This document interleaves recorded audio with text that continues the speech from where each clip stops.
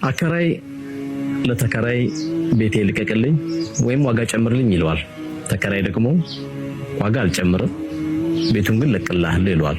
አከራይ በቃ መስለቅልኝ ከሆነ ነገ ብትለቅልኝ ብሎ ያስጨንቀዋል። ተከራይም ምንም ችግር የለም ምችለውን ሁሉ ሞክራለሁ ነገ ለቅልሃለሁ ይለዋል። ይህ ክስተት የተከሰተው እንግዲህ ቱርክ ላይ ነው። ሁለቱ የተነጋገሩት አካሎች ቱርክ ላይ ይህን ውይይት ባደረጉ 24 ሰዓት ባልሞላ የሁለቱም ንብረት በመሬት መንቀጥቀጥ ይጠፋል።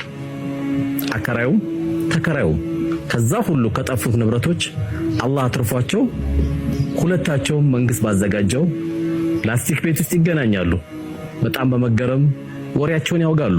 ታዲያ ያን የምናወራው የነበረው አንተም ቤት ልትፈልግ እኔም ሌላ ሰው ላከራይ የነበረውን ያወራናቸውን ወሬዎች ለምን ለዓለም ህዝብ አናስተላልፍም ብለው ይሄን መልእክት የውለኛም አድርሰውናል። አላህ አከራይ ሲያደርግህ የወደደ እንዳይመስልህ፣ ተከራይም ሲያደርግህ የጠላህ እንዳይመስልህ። አላህ ለሚወደውም ለሚጠላውም እቺን የቅርቢቷን ህይወት ሊሰጥ ይችላል።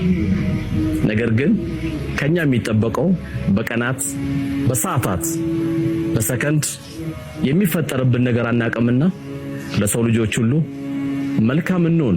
ወጀዛኩሙላህ ኸይረን።